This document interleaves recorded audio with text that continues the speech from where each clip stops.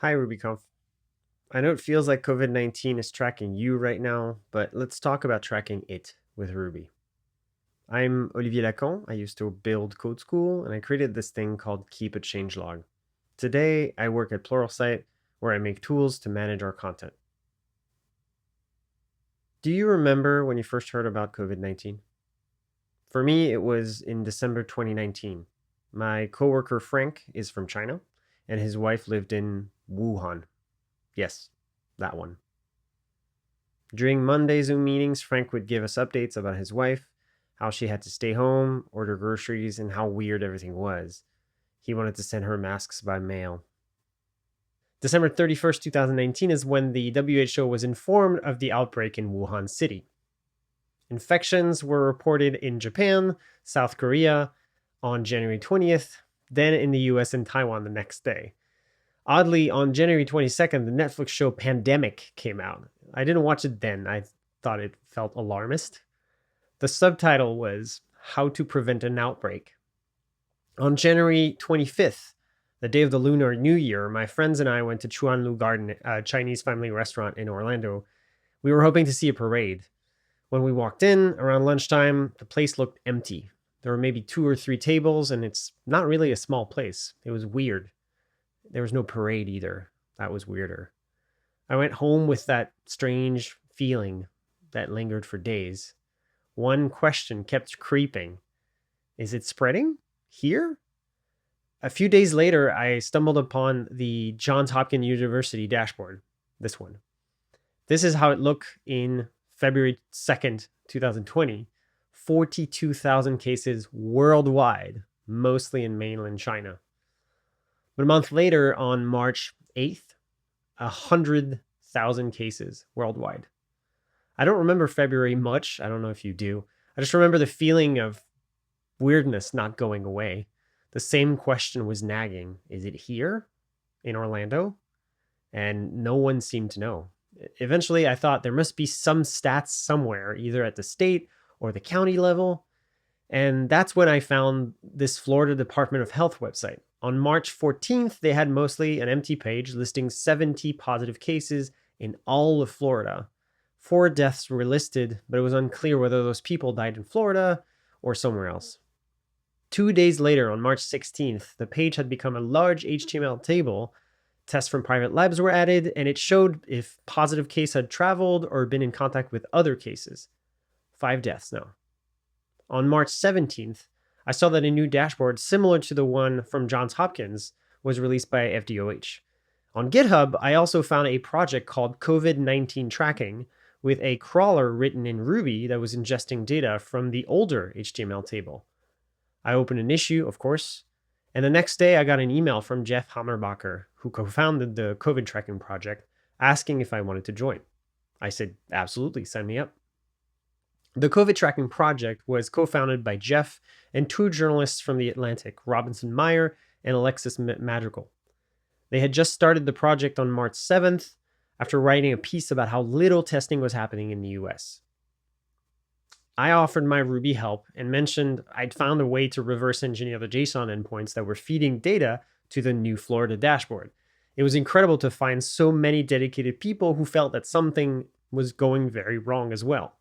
Within hours, instead of Ruby code, I was doing data entry by hand in a spreadsheet with dozens of other volunteers. And this spreadsheet, oh, it was glorious. I've never seen anything like it. The whole API that powers covidtracking.com is built on top of this one spreadsheet. Back in March, dozens of people worked together on Slack in different shifts 3 times a day. Watching emergent processes be developed for these data entry shifts was illuminating. The Google Sheets format works extremely well because everyone can see who's working on what. When you start your working on a state, you mark it with your initials, start gathering data, and fill out each column. If anything's off, you can make notes for whoever does data entry next, or you could just start a Slack thread to discuss it. Every single data entry is double-checked independently by someone else before publication. Now, that might seem overly manual, but there's some automation, of course. There's a Python tool called URL Watch, which is used to watch for updates to data sources. If anything changes on that part of a website we use to pull data, URL Watch will flip a flag so the data entry team knows that there might be an update to check for. This is not to say that my lovely Ruby code wasn't needed. One of the biggest hurdles when the project started back in March was that we simply did not have data for a lot of states, or what little data we had was outdated or extremely inconsistent. To help with that, we had a group of people specifically pouring through news reports for any state or territory that had few official updates. On March 21st, with the help of my friend Casey Feist, I put together a really simple Ruby tool called Paperboy. Using the free news API, it allowed us to run automated searches against articles mentioning COVID-19 in specific states and with specific keywords like positive. This is what it looked like. This might sound incredibly simplistic, but this helped us make sure that we didn't miss anything from the local press. The tool itself is incredibly simple. Originally, it was a script I had to run on my own machine, but then I decided to make it a rack app hosted on Heroku, and it's actually still running on a free dyno to this day. And this is my point. What brought me to this project was first my curiosity, and second my ability to find random shit on the internet. A lot of people with more time on their hands than I do can find random shit on the internet. However, a much smaller set of people can set up a tiny app to talk to a free API to make something tedious a lot less tedious, and therefore realistic for a group of people to do. That's kind of a magical power. I can tell you, working with volunteers who are very talented in their respective fields of expertise, it definitely helps you realize how much you can accomplish with basic programming skills. I mentioned how hard it was to find good data. Surprisingly, some of the biggest states in the US had the worst data. Some only communicated data through awkward and unnecessary press releases, or volunteers had to take screenshots of low-quality video streams. But unexpectedly, Florida was doing well. I mentioned the Florida dashboard earlier, and it led me to the COVID tracking project. Well, it intrigued me. It was clearly pulling data asynchronously, so I started poking at it, and it was making dozens of JSON requests, but it was really hard to tell if it was gathering pre-rendered HTML or just communicating with a backend API, which would have been really interesting. But then I found it. There was a pattern in the URLs it was retrieving JSON from, a REST endpoint system with clearly named feature layers. After poking around the SRE ArcGIS website, which it was hosted on, for a few days and comparing notes with other scraping-focused programmers in the project who had found similar sources for different states, I realized that there was essentially an open directory of available feature layers from the Florida Department of Health. I found fascinating data about EPA brown sites in my neighborhood, but more importantly, I found a catalog of COVID-related data published by the FDOH, state, county, and even individual cases. And in those feature layers, you could find a data schema, which was sometimes even documented. The data itself was JSON. Obviously, I wanted it all, so I made a parser on March 29th. Once again, basic tools, HTTP GET, JSON parse, and some good old-fashioned printing to standard out. The following day, I found a similar source for California and added a way to export to CSV to share with my co-volunteers. I also made a new website and called it Flowvid. I generated a simple HTML table of the data aggregated from the raw JSON sources to make them more easily digestible for data entry. I even added some caching to speed things up so people wouldn't have to wait for the large JSON payload with 2,000 positive cases in it to download and get parsed. Each metric was listed with its full name, marked by a star if we tracked that particular metric with the COVID tracking project, and included descriptions to help people understand what it meant in the context of Florida. For example, many metrics included both residents and non-residents, which wasn't necessarily the case for other states. On April 1st, I wanted to add new pages for Utah and Washington, so I needed some sort of router to show different data based on the path in the URL. After trying a few different solutions, I settled with Hanami Router, which worked great and reminded me of Sinatra. I liked it so much, I added Alaska, Georgia, and Texas the same day, and refactored the app to be a bit more object-oriented with a parent state class that all states inherited from. Each state had roughly equivalent kinds of data, county level, statewide, and rarely case-line data as detailed as Florida's. I decided to cache each state's data for 15 minutes in Redis to avoid constantly hammering servers for the data that was definitely not refreshed more than once a day. But I added a cache buster query parameter, which could be triggered by clicking a force reload link. Not my best idea, but it did the trick. The next day I added Louisiana and decided to rename the site to Ovid since it was no longer specific to Florida. In the following days, expecting more states to join the ranks, I rewrote the routing layer to use an array of state classes dynamically populated using the very nifty inherited class hook. I also made a sort of DSL to define each metric I tracked, whether it was a raw value or an aggregate sum. Then I added Minnesota, New Jersey, and Missouri to the list.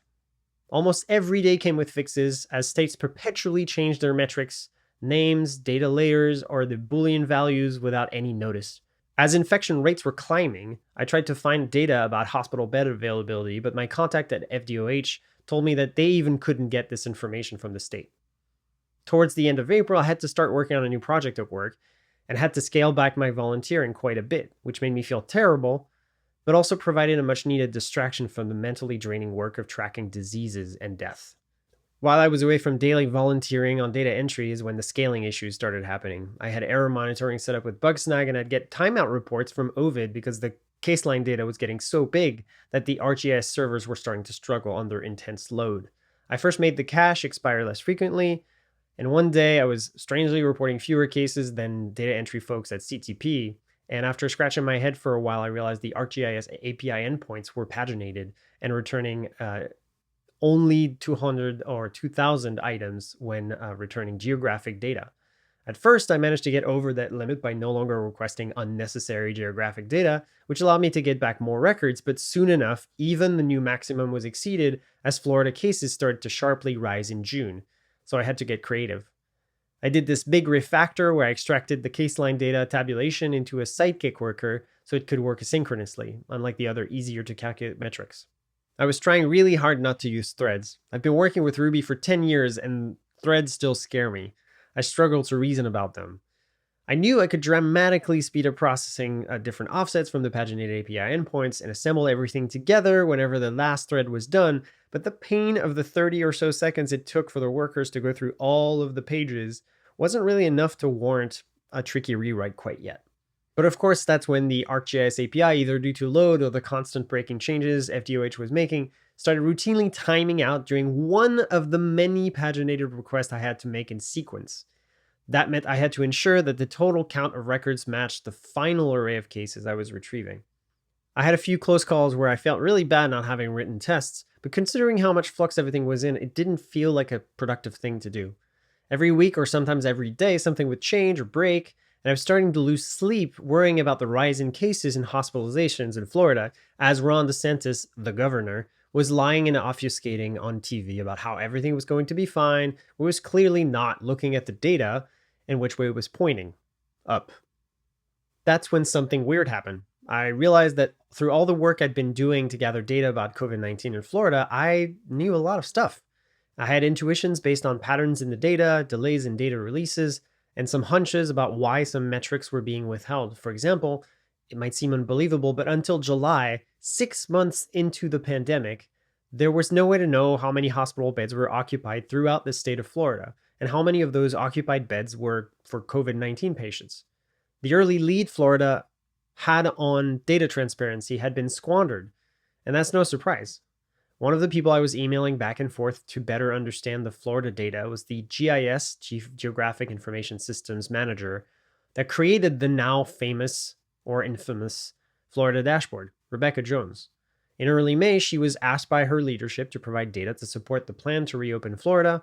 A standard for community spread and test positivity had been established in order to determine whether it was safe to reopen specific Florida counties.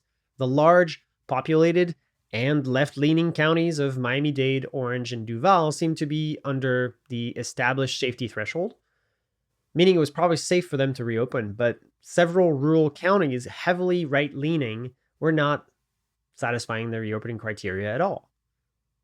The only way for the DeSantis administration to push reopening in the face of this was to ignore the criteria or make exceptions for counties that didn't satisfy it. Rebekah Jones was fired, and the governor then went on national TV next to Vice President Mike Pence to claim that there were pending criminal charges against her. He called her insubordinate on live TV. This whole episode was mortifying. I worried that my contacts with her contributed in some way to her firing. By that point, I had established contacts with some local Florida journalists, and I didn't know if they would agree that this was a story. Thankfully, they did, and Rebekah Jones didn't take the smearing kindly either.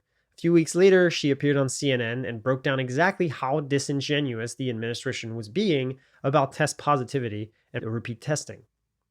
This event alone ended up being a tipping point among people who depended on the data published by the FDOH, which up until that point had been trusted. To my surprise, many of those people weren't journalists, but academic researchers at Florida universities like UCF, USF, UF, and others.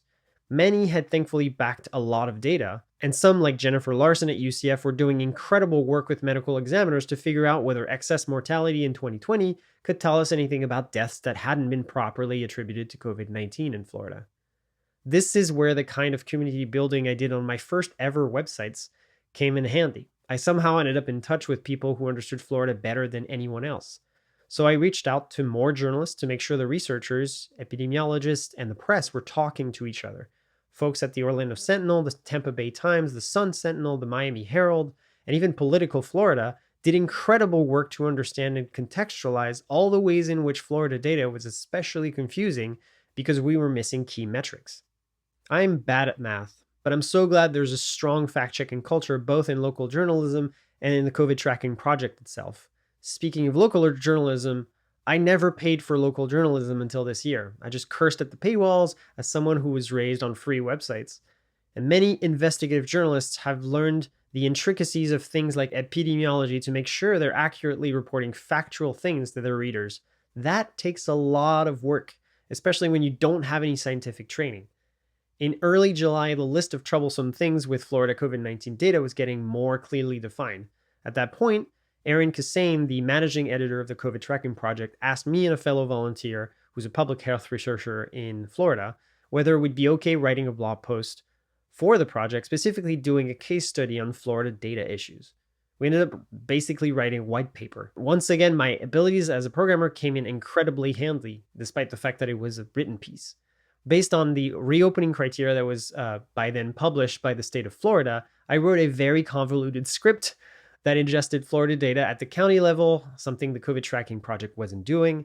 The script looked at changes in influenza-like and COVID-like illnesses reported in each county, and weekly positive resident and test positivity, at testing capacity increases, and it then produced a list of counties that were satisfying the criteria for the past week or the past 2 weeks. The latter was the reopening criteria that was defined by the state. At the time we ended up publishing the case study, none of Florida's 67 counties were in the green. In our piece, we gave a list of 6 ways to improve Florida data, release daily and cumulative data on probable cases and deaths, current COVID-19 patients in hospitals, ICUs, and ventilators. We asked for more comprehensive case, hospitalization, and death data broken down by race and ethnicity, more frequent updates on long-term care facilities, and we urged the state to separate the kinds of tests so that varied rates of false negatives wouldn't be mixed. And finally, we requested the number of first-time positive cases used to calculate the atypical Florida test positivity metric to be communicated. We also asked for more machine-readable documents since a lot of the data was published as PDF documents which were difficult to parse. Meanwhile, Florida newspapers had to sue the state of Florida in order to try and get this data out. We're not quite sure what did the trick, but a few days after we published our post, the Florida Agency of Healthcare Administration finally released data about COVID-19 hospitalizations, although of course it restricted it to people with a primary diagnostic of COVID-19, which, for example, excluded pregnant women who were sick with COVID-19 even if they weren't admitted for their pregnancy. Without question, Ruby had a big impact on my ability to produce expressive and productive code for this project. It was easy to perpetually churn on it and refactor it. I definitely feel much more comfortable now about threads after creating a threaded PDF downloader and other cool tools. But I want to leave you with some things that I've learned that have little to do with code. Pay for your news. Ever since the pandemic started, most of the journalists in my area were furloughed every other week. It felt surreal to depend on them for critical information that the state government was willfully withholding or misinterpreting. On the national level, although The Atlantic has supported the COVID tracking project, I'm sure some of you have not heard of the incredible stories written by folks like Ed Young, but also Alexis Madrigal and Robinson Meyer. Amazingly dedicated and talented journalists like Florida reporters Adelaide Chen, Nazim Miller, Ben Konark, Mario Arisa, Eric Choki, Daniel Chang, and so many others exist in your communities. Vote for science because, as the Netflix series Pandemic shows, it takes a lot of research and funding to protect the world effectively against the next pandemic and to understand this one.